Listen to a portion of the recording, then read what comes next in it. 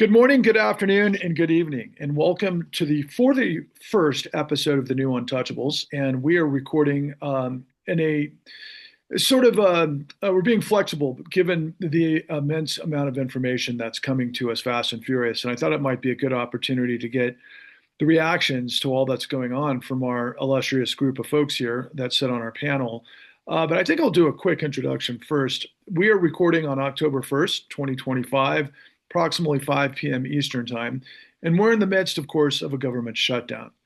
This on the heels of yesterday, President Trump and, of course, Secretary of Defense Pete Hegseth had gathered the entirety of the United States military to Virginia to deliver a very peculiar message, but one that seemed to intimate what we've learned forever from, of course, Bill Black, that if you want to stay in the organization, you better read between the lines and get hip to understanding who you're loyal to and why. And I think we just all saw that on display. And then, of course, I just happened to see a front page announcement from the Los Angeles Times that Disney and YouTube and others, media giants, had agreed to basically doing what the administration had asked, while at the same time providing a $90 million payday for Donald Trump. This on top of course, the billions of dollars that has already been backdoored to the Trump administration, given all that we're in the midst of.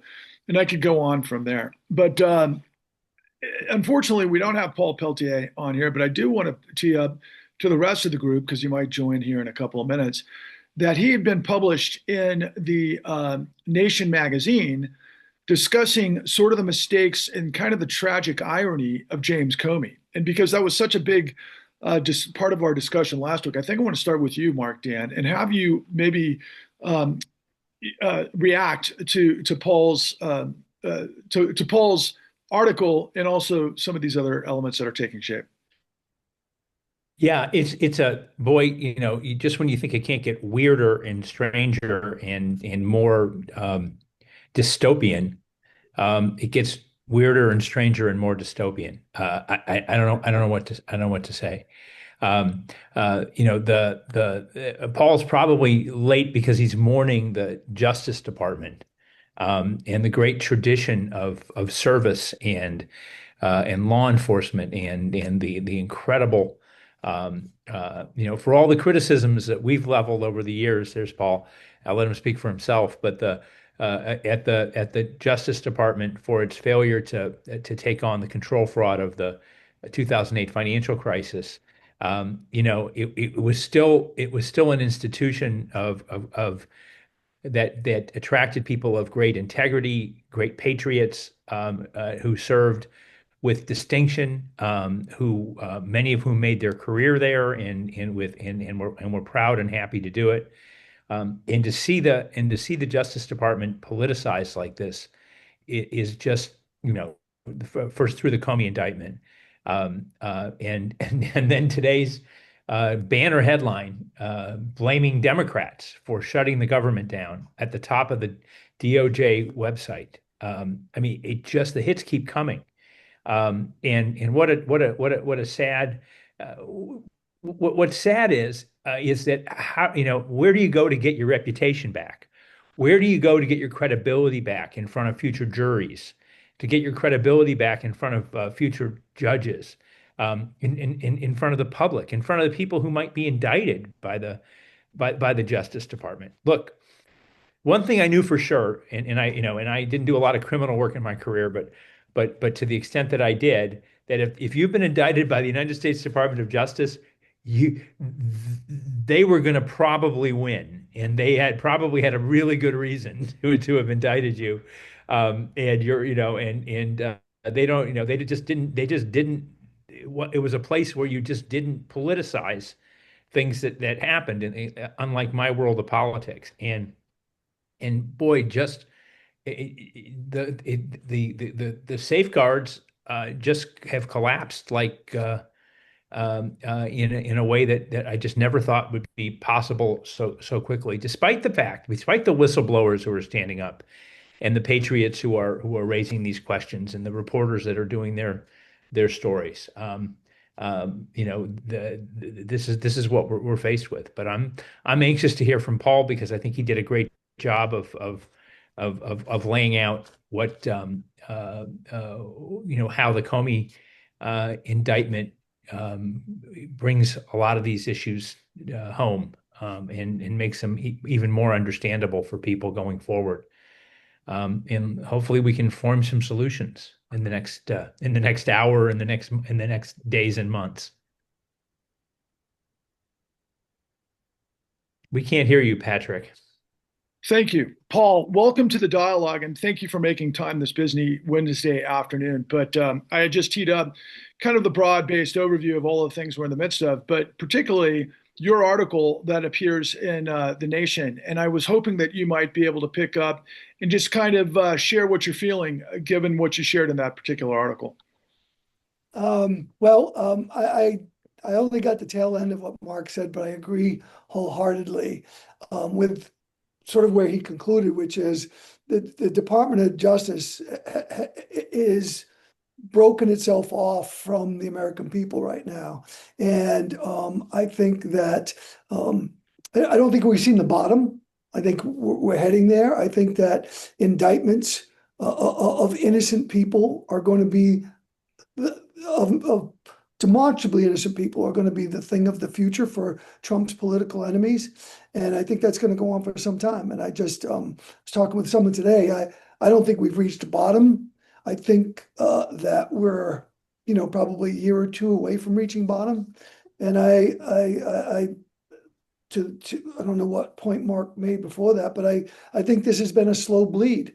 And I think we've gone from a Department of Justice, as I said in my article today, that was making decisions, political decisions, small p political, meaning I don't want to bring these cases because if we lose them, my ass will look bad and I won't get the next job that I want to get. There was small p political decisions, which I think began to erode the trust. And I lay that out. I lay out why I think that's true in my article. But to the point now where people have taken it to the next level, which they're making overtly political decisions, which are made, the Department of Justice is, and the FBI are, which are simply political vindictive calculations made by people. So I think that it has been a slow bleed, but I think this is sort of the where you get when you start unleashing that genie. And so, yeah, I think that we're here. June, Paul had made the point in this article that some of those decisions that Comey had made were ironically what's kind of provided the opportunity for now, right? And we all know what happened in the run up to the 2016 election and all things, the information that the FBI was investigating vis-a-vis Hillary Clinton at that time. Can you please pick up on your thoughts and really wherever it takes you, because you tend to have a pretty introspective understanding of the problems that we're all facing. All right, so let me make 3 points. The first, some good news. Civil litigators are suing ICE agents for damages for doing things like throwing the elderly to the ground and injuring them, or a variety of other misdeeds that we know local police have been prosecuted for, federal agents have been prosecuted for, ICE can be prosecuted for, and Governor Pritzker was out there saying, and it's so much better if the ACLU does it than if the state of Illinois does it, partly because the rules are different, but partly because it's a force multiplier. Again, you have a limited number of attorneys to defend these cases, and it is a way of getting redress now. Secondly, I do think we have to think about positioning ourselves for the future. And I'm going to start first with my optimism. Trump, when you look at the Trump base, and we all know the Trump base is walled off from reality, but the Trump base believes everybody's corrupt. And part of what Paul was talking about, the failure to bring the prosecutions in the savings and loan crisis, convince people, particularly low information voters, but a lot of sophisticated voters, including some in this discussion, that the Democrats were just as bought as the Republicans. And Trump has used that to normalize what he's doing. We need a Truth and Reconciliation Commission. Too early for it now, but we need to be thinking about how do you do what Bill did after the savings and loan crisis? That is, you have a group that prioritizes who are the worst of the worst, who are we going to go at, who are the worst of the people actually violating the law in the Trump administration and enriching themselves in the process, and how are we going to go about them? But do you want a commission or a group or the kind of thing Jack Smith might head, though Jack Smith himself probably shouldn't be part of it, that prioritizes these are the folks who cashed in, and we're going to hold them to account, whether it's criminal, civil, or bar membership. The third point I wanted to make is, what does the shutdown have to do with this? And so what I have been wondering about is what's in it for Trump? So there's no question we're having this shutdown because Trump wants it. And prior shutdowns, Wall Street kind of freaked. The stock market is up modestly today. Bonds, not so much. But when you ask the question, why is he shutting down the government? I think we should be terrified. Yeah. And I want to suggest two things. One, it sets up a further dismantling of the federal government, and it's remaking in his image and likeness. He now has a real emergency instead of an invented one to justify whatever it is he's planning to do. Secondly, I think he hopes there are protests so he can crack down and use the military he just assembled to crack down on those protests of the shutdown he engineered.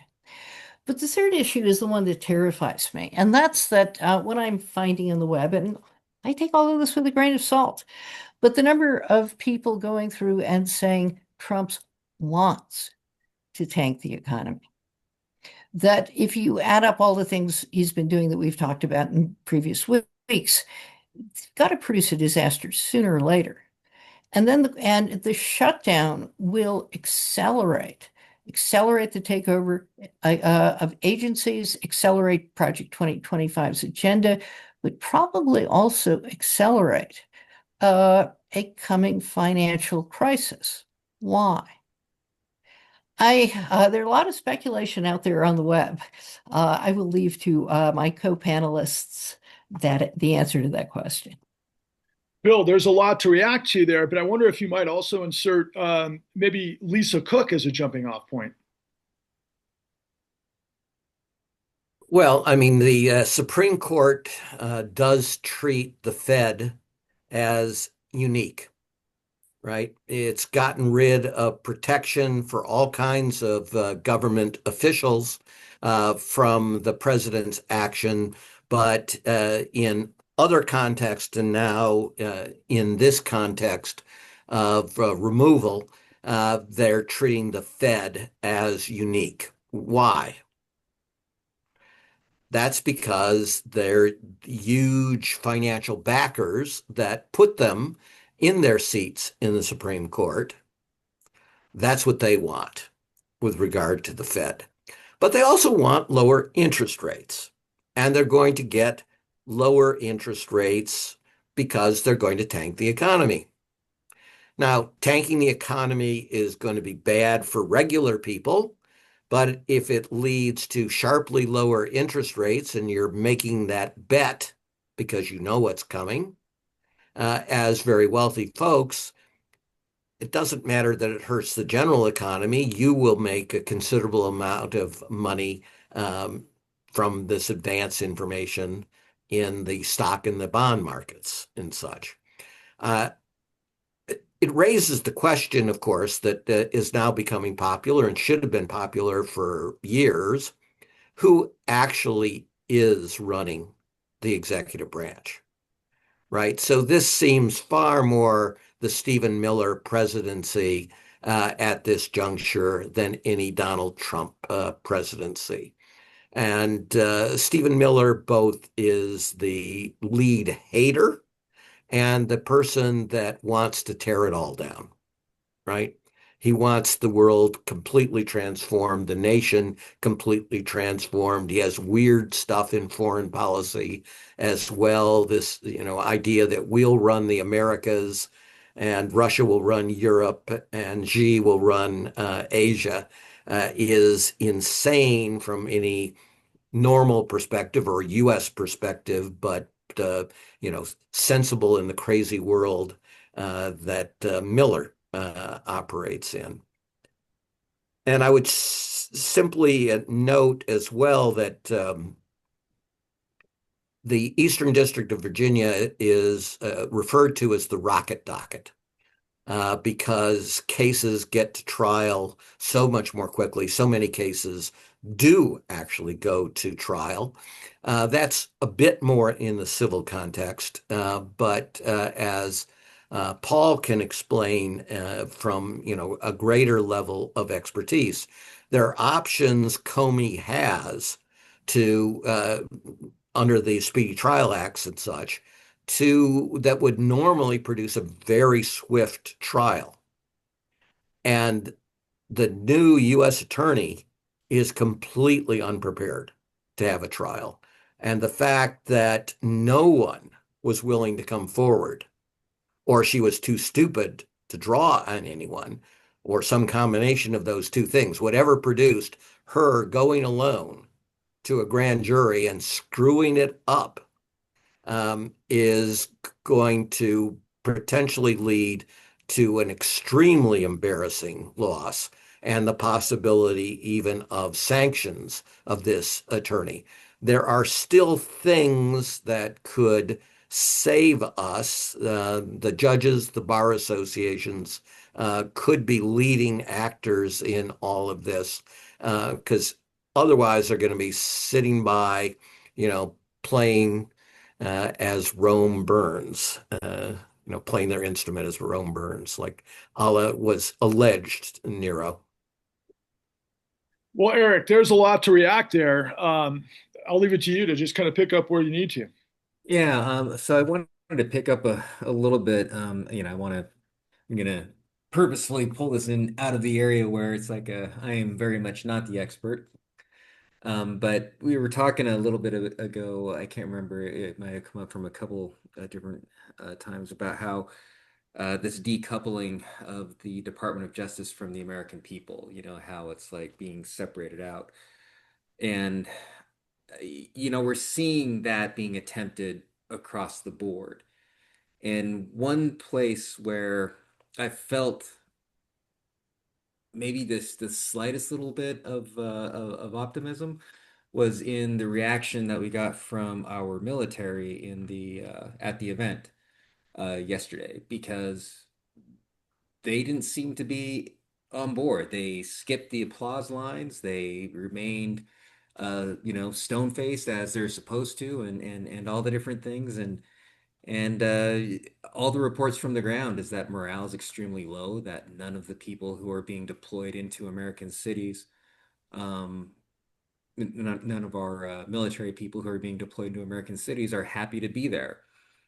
And the one thing that I think that we need to make sure that we do, being, former, Occupy activists and such, is that when we see our soldiers out on the streets, if I'm in Portland, to go up, greet them, hand them a bottle of water, and tell them that we're sorry that they have to be there, that they're sorry that the president is taking them away from their families, and that they're there for no good reason, and then wish them a good day. I mean, I think that it's incredibly important that we keep, the soldiers on the side of the people, as best we can, because we haven't lost them. It doesn't seem to me that we've lost the military as far as like this decoupling, from the American people. And my goodness, we need to make sure that that stays the case. Mark, I'm reminded based on what Eric just said, that you in Ohio obviously remember Kent State, and you were the former AG, and you're in a, kind of a, pivotal position to be able to see what law enforcement, and now, we've discussed, and I've now seen in headlines, why aren't governors using their power to arrest ICE agents, for example, or to press back. And we heard what Governor Newsom said last week. Do you care to pick up on? No, I think that, and it's not just governors. I mean, most states like Ohio, we have 88 independent prosecutors. Each one of those folks would have the power to now there may be some defenses that the federal actors could raise in defense, but if they're committing crimes and there's probable cause to believe they have, then they should be arrested, and they should be prosecuted. And that can and should happen. But it's gonna mean that those local office holders are going to have to step up and thoughtfully and carefully with due process of law, and not be like them where you're just arresting people because they're on the other side. But if there's an ICE agent that's brutalizing somebody physically, anonymously, physically, and beating them in a way that would constitute assault, then they should get charged with assault. I mean, I do think that lawfare is a two-way street. So I think activating those local prosecutors is something that we need to think about. And I'm not just suggesting that it should be Democratic prosecutors. I can't imagine Republican prosecutors would want to tolerate that kind of bad behavior in their communities as well. Governors need to stand up on the National Guard. There's coextensive powers over the National Guard, and governors have the ability to decline the activation of the National Guard, and they should in circumstances where they can. And again, how we get to the point where this is not a partisan thing, but it's a patriot thing.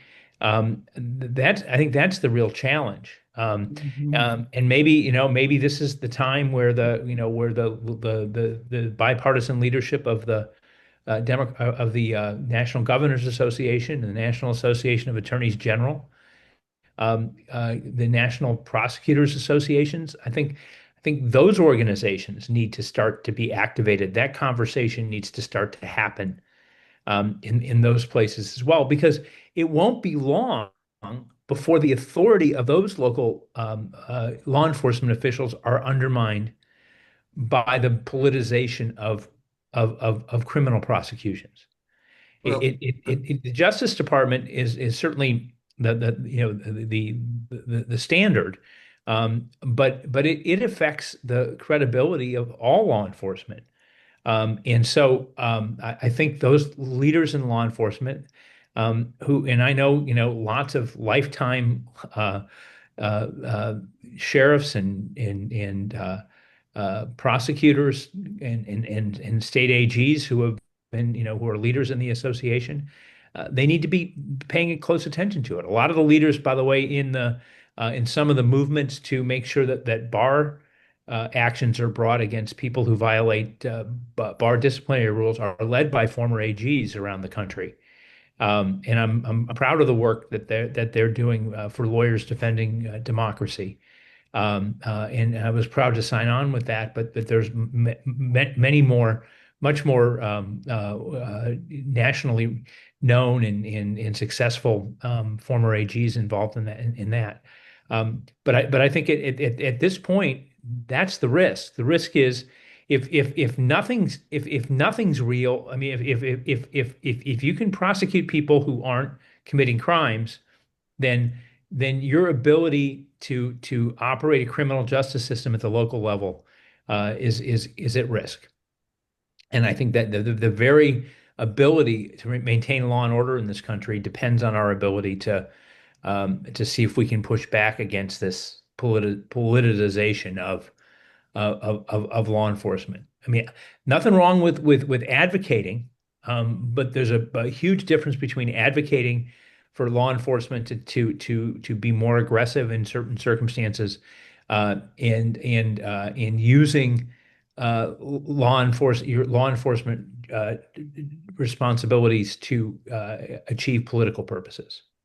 To put to put a message on the front page of the of the DO. I mean, I still can't get over it. I mean, I know I'm stuck here, but I still can't get over it. Somebody sent me the front page of the DOJ website saying that we're not updating regularly because the Democrats have shut down the government. That's the U.S. Department of Justice official message to the world this morning or this afternoon. Actually, I just checked. Still this afternoon. Um, that can't help but undermine the credibility of those prosecutors. And honestly, we need those prosecutors. There are bad folks. There are people smuggling fentanyl into this country. There are financial criminals that we in this group have talked about for committing horrible frauds on the American public. There are Ponzi scheme operators. There are murderers and rapists and hate crime committers that are out there doing those crimes. And it will not take long before the credibility of that prosecution goes to zero. And how does a jury have confidence in that prosecutor standing in front of them?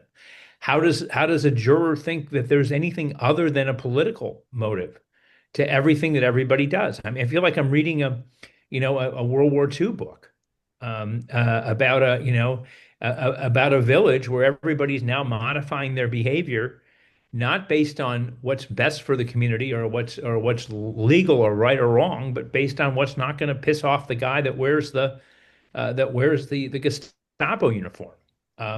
That's not a way we want to live in this country, and we need to really get ahead of this as quickly as we possibly can. Paul, you have a great sense of humor, and I got to tell you, when I saw that picture, that juxtaposition of Donald Trump providing his ridiculous speech to, obviously everybody in the military brass yesterday, and that reverse picture of them all sitting there stone-faced. I was reminded this is a never-ending South Park episode. But at the same time, it's like the gravity of what everybody's bringing here, and I always find that June stuff really hits me hard because of what she's talking about in terms of infusing the notion of martial law, because we know what the No Kings rally is going to come up. But in your article that was published today, you stated that the politicization of the Department of Justice had undermined the credibility and the professionalism of what you and your colleagues obviously manifested in that role for decades. And I was reminded of Jesse Eisinger's seminal work, The Chicken Shit Club, and the notion of, well, who's going to step up and do the job like you all have talked about? Everybody was afraid to not get the promotion and move forward, and they played the game in this complicity of the Chicken Shit Club. But isn't there a line in the sand that should never have been crossed? And we're so beyond that at this stage. I mean, it's like, I don't know how long it's going to take to get back. You've said decades, but you're in a position of leadership, in my opinion, that I really hope that the American people can vector in on. And I want you to help guide us through the storm. I used to. I'm not in a position anymore. But at the end of the day, I agree with you. I think the line's been way crossed, and I don't know how you quickly bring back the old justice, the old Department of Justice. But I want to focus on a couple of things that Mark said. The first thing is we have to talk about it correctly. So, because the American people think about it differently, and I think that the reality is, in terms of drugs and in terms of fraud, which is usually the bailiwick of the federal prosecution, I think that rarely hits home with people. I think that if you're doing a good job at it, nobody believes they're effective. Nobody sees it because you're keeping the criminals at bay, you're keeping the drug traffickers at bay, you're keeping the fraudsters at bay. Of course, it's never perfect, but I just don't think it is something that hits real people's lives broadly on a daily basis. I think what hits a lot of people's lives and what they believe it is the local level that Mark was talking about. And that is, the strong arm robberies, the gun crimes, all those things that are typically the bailiwick of local police forces, county police forces, and state police forces. And so I want to juxtapose that with what I saw today, this morning on Morning Joe, where he says to this dumbass Republican congresswoman from Michigan, he said to her, "Well, how aren't you reviled? Isn't there some revulsion in you at the fact that despite the Posse Comitatus Act, Trump said yesterday that he wants to pit and use as training grounds for our military U.S. cities?" And her answer was this. It's all deflection, it's all bullshit, but it's kind of, unless you fix it, it's what Americans can be twisted into believing. And that is, she said, look, our cities are being ravaged with crime. And of course, it's Democratic governors and all this bullshit. But our cities are being ravaged with crime. And so we need to fix it. And this may be the only way, which is a complete bullshit response, has nothing to do with reality. And it is not the way you fix crime. Let's look at what's happening. So when Trump sent the national, and of course, Morning Joe got it all wrong, doesn't know shit, and just screwed it all up. And the reality is, sending in the National Guard has fixed nothing. And by the way, Trump is operating in a world, I hope everybody knows, that when the governor of Oregon calls him, he says, "You mean there aren't riots going on in the city right now? I see it on TV." And of course, there's not.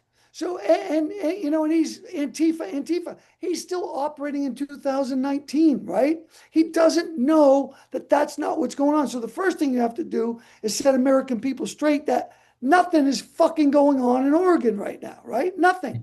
And so, but on top of that, she says, well, we need this to fix it. So the American people who may live in the inner city or may live in cities where crime is high, all they want to hear is someone's going to fix it. The reality is, sending in the National Guard fixes nothing. It doesn't put in place anything that gets at the root of why these crimes are happening, mental health, guns, or just basic policing. Because they're not doing anything. When they came to DC, I mean, people would call them the National Gardeners because they were fucking raking mulch, right? So it's not fixing anything. And the American people have to understand that's not how fixing crime works. Sending in the National Guard, or worse, sending in the Marines to shoot American people, whatever the hell they're going to do. So that doesn't fix law enforcement. Local law enforcement is much more complicated than that. And it's not just red cities and it's not just blue cities. It's all over America, and guns are at the root of the problem. No one wants to talk to that. But anyway, my only point was she was conflating, you have to send in the military against U.S. people because blue cities have high crime rates. And it's completely ridiculous. And unless someone sort of sets the table as to how ridiculous that is, you're going to have a large swath of American people who are affected by violent crimes, by gun crimes, by local drug crimes. You're going to have them believing that. But meanwhile, June, then we have the shutdown of the government to the point that really, tens of thousands, hundreds of thousands, maybe even millions have dramatic impact to their healthcare, among other things, right? Can you kind of pull those together? And also, just one other thing to kind of think about and maybe juxtapose, but I can't get this number out of my head that I just read that Donald Trump pocketed another 90 million on top of the 5 billion or to 7 billion on all of the other things. The president has a salary of $460,000 and he's destroying everything and making out like a bandit. I just a statement while you run with where you want to go to. Well, the people who think he's crashing the economy intentionally think he's figuring out that he and his buds, because Donald Trump is certainly not actually implementing anything, are figuring out how, what a bargain. Think of Gaza. Trump's peace deal includes a commission to redevelop Gaza with beachfront property for Trump. He is thinking of the entire country that way. Wreck it, and there's more money for me. Deals, real estate deals. So one of the reasons I emphasize the Truth and Reconciliation Commission, it's got to go after his money. His money is illegally gotten. It is fraudulently gotten. It is a betrayal of the trust of the American people, of the office of the American people. we should be laying out what the post-period effort is going to look like. And I think that's going to be hard, not easy. And I don't expect Democrats to sign up on it en masse. So I think that's a real challenge. Now, again, on good news, one thing about what Paul was saying is DC juries are refusing to indict. And the prosecutors, instead of going to federal court, have then turned around and gone to state court and found their grand jury shopping. And there's a district court judge in DC who has reamed them out on this, saying, you're not allowed to do that. But is it a norm or is it a law? And we know the Supreme Court doesn't care even if it's a law. So what will happen? I do think we have to think about those things. But I think the immediate issue is Trump's power grab is accelerating. So one of the fun discussions last week is speculation on how demented is he yet? Has he reached the point where one can't trust his judgment, where he doesn't know that the generals to whom he is about to address a few minutes, later the same day, are our generals ordered to be there and not generals from all over the world coming to pay us homage? His press conference is one where J.D. Vance somewhat skillfully stepped in to underscore what was actually going on and how much plotting is going on behind the scenes for implementing the 25th Amendment. Because after all, the time is likely to come within 4 years. And one of the advantages we may have is the divisions within MAGA ranks are growing, partly because the influencers need something new to rail about. Trump has succeeded in getting the Epstein files off the primary focal point. So now we're on to the next 10 things. But when we think of authoritarianism and the potential of an authoritarian takeover, and I think everything we're discussing is part of that, and you say, who's going to stand up? It's not just about Trump. It is about the people actually running the government are thinking in these terms. And certainly Russell Voigt at OMB and J.D. Vance in a variety of ways and Stephen Miller are the powers behind the throne. Vance less so now, but in terms of pulling together the networks who hope to succeed Trump, I think the authoritarian threat is real, ongoing. And you will only get to the point of defeating it, seriously defeating it, after a disaster. Well, Bill, I find that, again, so on the money, but it's interesting, the truth and reconciliation scenario, given what you've been talking about by way of, obviously, the No Robber Barons initiative, right? By way of fight and restore. Can you please address whistleblowers, state legislatures, your platform, but the lack of the vision of the Democrats right now, given the level, I think, of what this carnage is obviously doing. I mean, we can see the writing on the wall, can we not? Yeah, and the bulwark finally mentioned about 12 weeks after we've we're pushing this effort week after week that why aren't the state legislatures holding hearings and such? And that's exactly right. The Democrats have ways of fighting back, and they're not using hardly any of them. They didn't even force this government shutdown, as June has emphasized. This is something Trump wanted, right? Not the Democrats finally finding a spine. So what can we do? We have thousands by now of whistleblowers. And Trump has said he wants to use the government shutdown to produce mass layoffs of hundreds of thousands of federal employees. If he does this, he's going to increase the number of whistleblowers tenfold, at least, maybe 50-fold. Right? Think of an office like the Eastern District of Virginia. Think of the people that'll be leaving and telling the inside story of just precisely how bad, how political, how shameful these prosecutions are. and such. It makes great riveting hearings, and beyond that, once they do the hearings under subpoena, the whistleblowers can give these compelling stories by the hundreds in every congressional district in America. And it doesn't have to be sponsored by Democrats, right? It could be sponsored by all kinds of good government types. We should be flooding the zone, dominating coverage.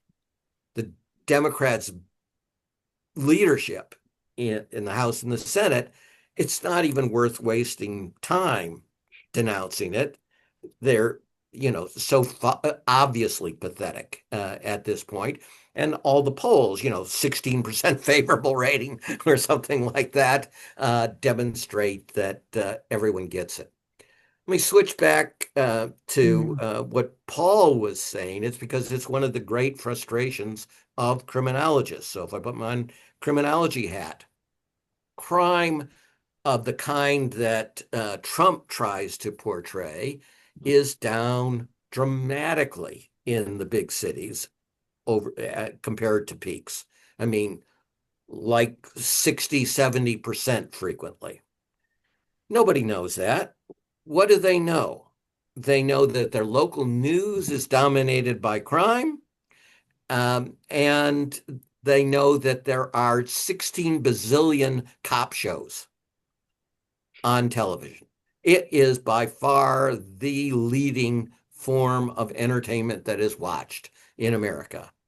And it's almost exclusively about violent crime and almost entirely ignores elite white collar crime, even though elite white collar crime kills far more folks, including, by the way, violence, because it's contested, but one of the leading theories as to why 30 plus years ago we had this peak of violent crimes is lead has a strong effect in reducing humans' inhibitions against violence. It reduces impulse control in jargon, right? And if you don't have impulse control, something happens in your life, you act out violently, is the point. Well, why was there so much lead? I mean, that was elite white collar crime, right? Not conceived of as crime, but the people that put lead in gasoline knew very well what it would do in terms of poisoning. Indeed, as soon as they started it, something like 14 workers died at a lead plant and such, right?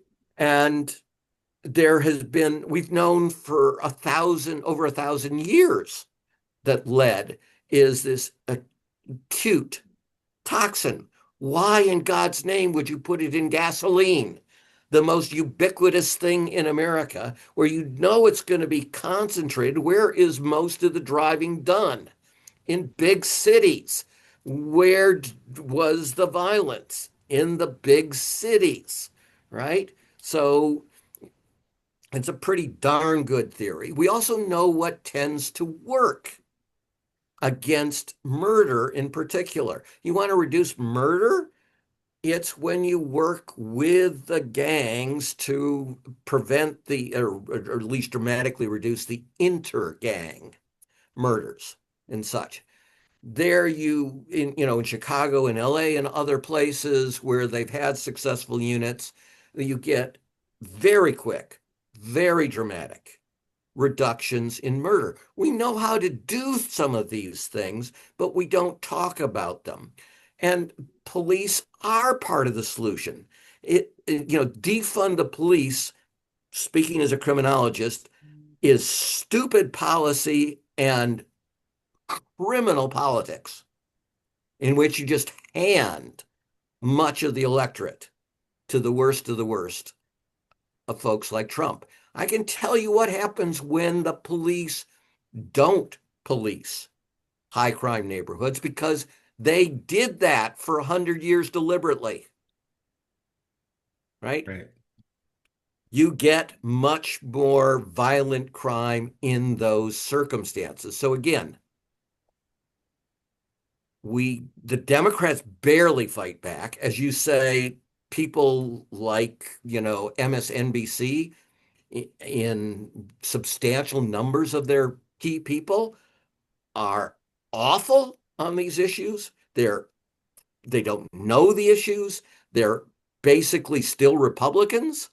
And they're not effective Republicans. I mean, there are a bunch of Republican criminologists who figured this out and make the same point I do. So uh, I'm just trying to add to Paul's point. Just Okay, well, Eric, I mean, really look, quickly, yeah. Just a couple of things.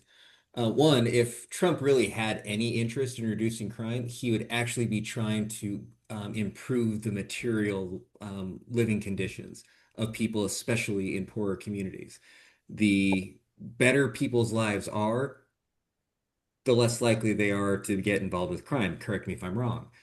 I mean, but also, I think that just talking a little bit about kind of going back to ICE a little bit, I had I've been going through some materials for an ICE whistleblower, and she was discussing how with these new people that are coming in, and that they have very little expertise. They're hardly trained at all, and the training that they get is normally like, physical, apprehension, like fighting, skills and that kind of a thing. And the people who go out into the neighborhoods, I can't remember what she called it, but she said that there's a specific term for it, but it's all volunteer. And so these volunteers are typically the people who, in her words, are just the people who want to go and break heads. So you have poor expertise, very little training, and people of a certain character. I mean, it seems to me that these are all like a lot of the things that in a lot of the work that we've done together, Bill, kind of is a toxic mix as far as like creating a criminogenic environment. And so when we were talking earlier about the potential of like trying to get some of these people who are involved with ICE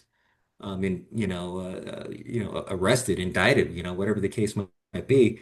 I mean, I think that that's only going to get I think there's only going to be more and more cases, in order to potentially go after, as more and more ICE agents of this ilk are being brought in, especially after the new year.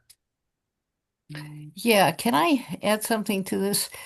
Just two quick points. When you look at the history of what was an explosion in crime, and lead almost certainly contributes, but there's another thing that is almost never discussed as part of that, and that's that, the high point of unionization was in 1945. By the late 50s, inner city areas in the North had become the core of Rust Belt cities, with deindustrialization starting in the 50s in the North because the plants were moving to the South to escape unions. When that happened, inner city communities had, by the mid 60s, 50% unemployment rates for young Black men. And whites were succeeding in those places and moving to the suburbs.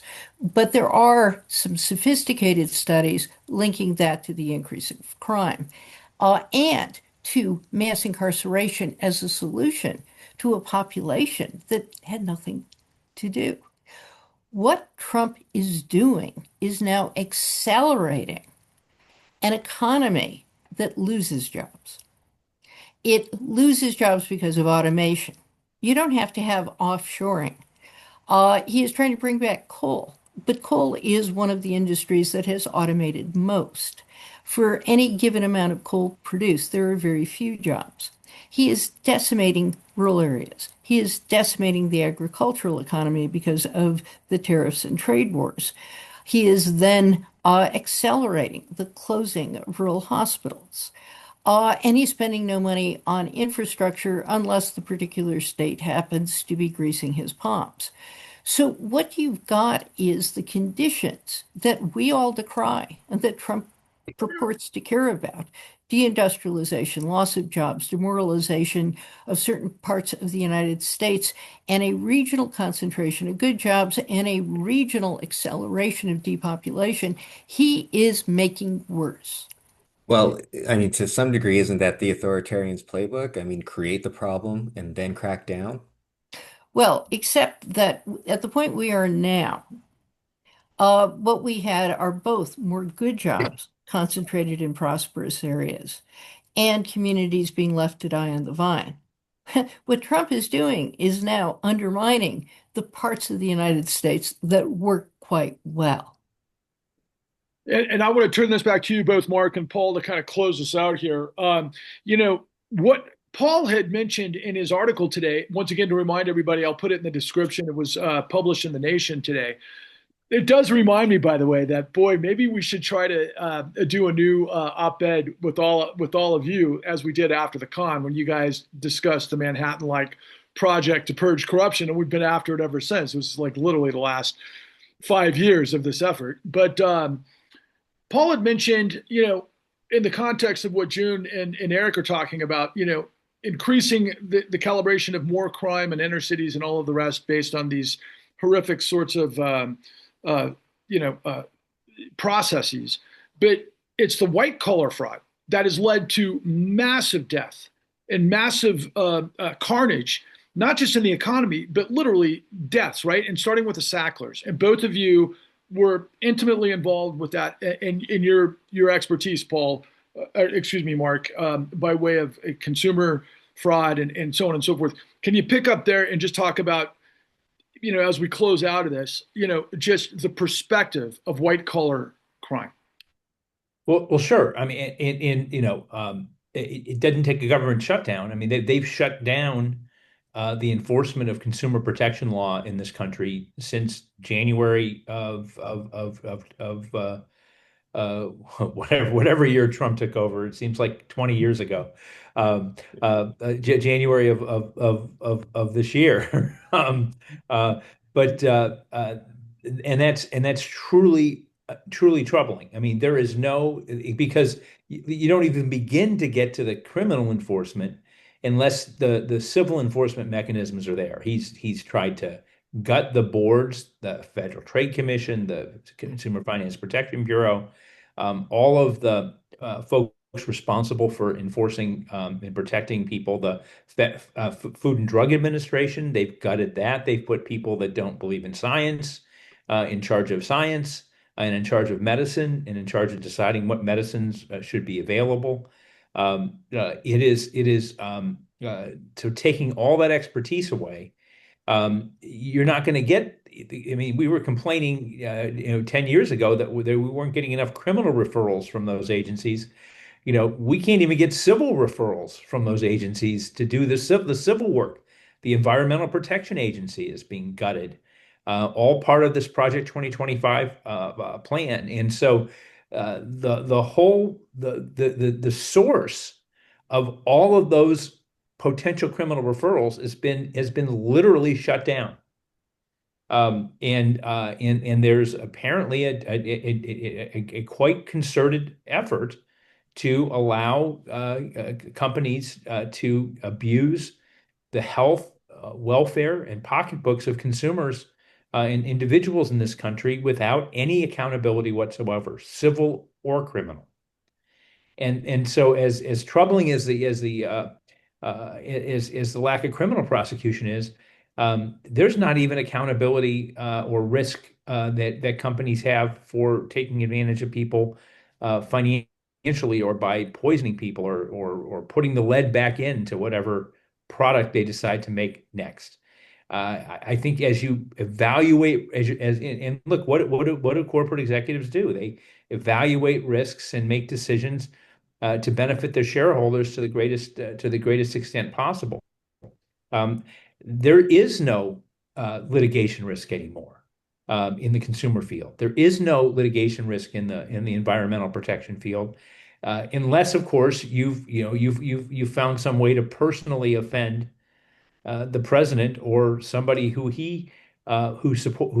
supports him, and they'll target you for some personal reason. I mean, I'm watching the baseball playoffs. I had to get it in. The Guardians finally evened up the series with the Tigers this afternoon. But out of the corner of my eye, as I've been diligently working on behalf of my clients, but the fact is that the minor league, where the prospects come from, where these cases get developed, where the trend, where the whole issue of pharmaceutical, for example, the poisoning of America by the opioid manufacturers, that germinated in the civil enforcement mechanisms of the FDA, and whistleblowers within those agencies, because even then they were being tamped down. But now there's a concerted effort just to literally put those regulators out of business. And so where's the farm team? Where are these cases going to come from? It's truly scary, and it's going to be very hard to turn around. It's going to take years and decades to rebuild that infrastructure of expertise and regulatory oversight. And that's why, they are licking their lips at the idea of laying off another few 100,000 government officials with the expertise to oversee business. And I think that they'll seize that moment. Maybe they may have since we started this podcast. Who knows? That's how fast they're moving on this stuff. Paul, do you care to offer some closing comments? I would like to. No, I think for the most part, Mark has covered it. I'd like to correct one thing that he said, though. In truth and in fact, the Red Sox Yankee series is the series that you ought to be focused on during the playoffs.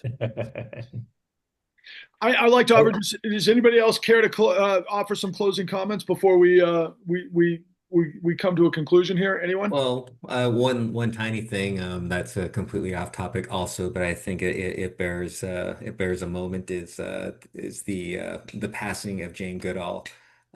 She was an incredible woman, and I think that she will be missed. I agree. And wow, was she a big impact, right, on the world, and all of her incredible work. Incredible. I'm so glad you brought her up. In closing, I'd like to just encourage the viewers of this to please like, subscribe, and share. Please check out the con at thecon.tv. Please check out thenewuntouchables.com.